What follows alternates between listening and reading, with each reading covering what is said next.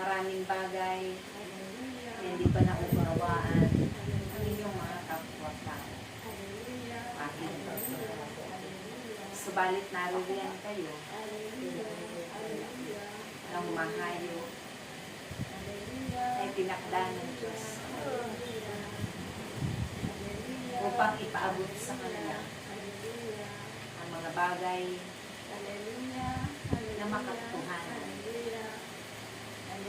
Ang pag-ibig ng Diyos, ang kababaan ng kalooban, ang pagagalangan sa isa't isa, ang pag-uunawaan, ang pagpapatawaran.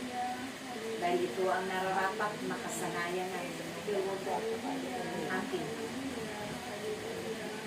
ano man ang pagkukulang, ang pagkakamali ng mga kapwa. Ito'y inyo bigyan ng kapatawaran upang kayo rin ay patawarin na makapanagay. Walang sinuman na walang kasalanan na lilikha ng Diyos. Dahil yan ay minana ninyong kasalanan sa inyong mga nauunang magulang pa na sila'y pinaglingkod ng Diyos ng mga panahon nila.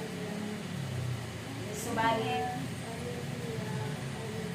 nakakalungkot man, ito'y kanilang hindi na inatan na iwala nila ang grasya at biyaya ng Diyos.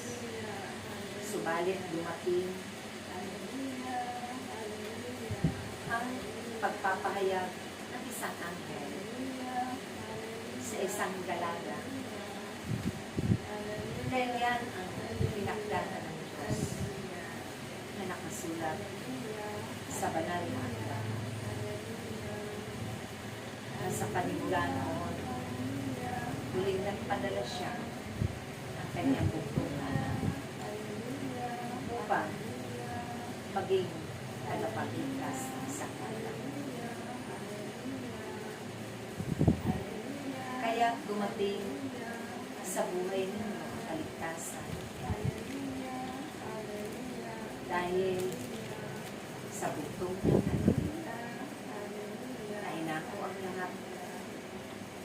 Nagdusa man siya. Nagtiis man ng mga pag-aalima. Paghihirap ng kanyang sarili hanggang siya ay pako sa krus at namatay. Subalit muli siyang nabuhay sa ikatlong araw.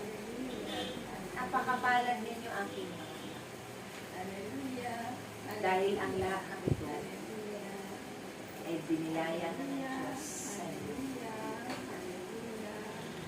Naway mapagbulay-bulayan kung anong hirap ang ating ginagawa. Sa sugat pa lamang ay lang sugat ang ating natinis. Pag-aalimura, pagdusta, at pagparatan ng walang katotohanan ng maraming makibat. Pasakit. Subalit tiniis ko dahil sa aking pag-ibig sa inyo.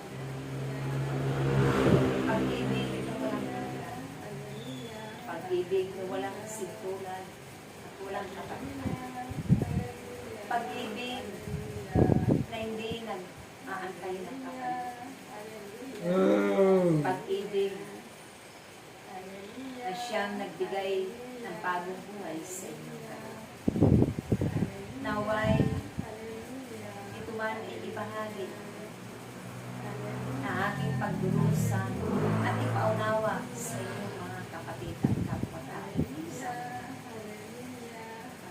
Dahil marami pa na mga Kristiyano hindi nauunawaan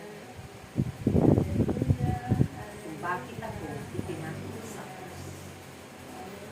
Kung bakit binatako ang mga hirap at sakit.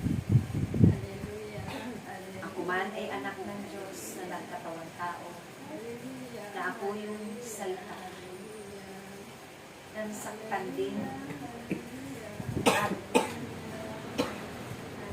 nagdara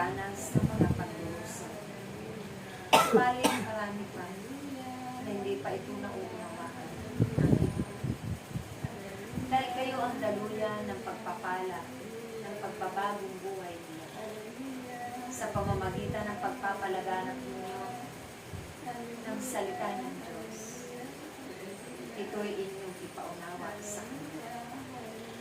Ibahagi ninyo ang inyong mga talento tulad ng inyong pulpit na biniyayaan ng talento at karunungan ng Diyos upang sila man ay hindi malinlang ng kalangan. May alam sila kung ano ang sinapit ng ating buhay at kung bakit ninyo lagi tuwing dumarating ang Kuwaresma ay inyong pinagninilayan ang ating mga pinagdaanan. Nararapat pahalagahan ang bawat Kristiyano ang pagunitan ng ating kamatayan.